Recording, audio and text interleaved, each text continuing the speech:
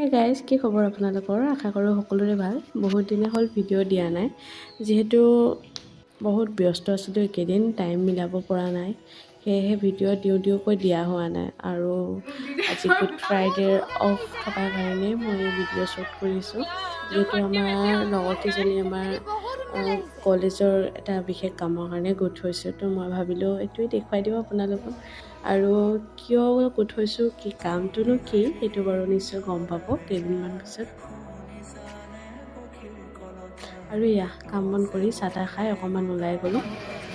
New bakery খুলিছে আমাৰ ইয়াত, যিহেতু এনেই টাইম নোপোৱাৰ কাৰণে ওলাই যাব নোৱাৰোঁ। হ'লেও বেকাৰী বহুত দিন হ'ল খোলা, বাট মই টেষ্ট কৰা নাছিলোঁ, সেয়েহে ভাবিলোঁ অকণমান টেষ্ট কৰোঁ কিবা এটা।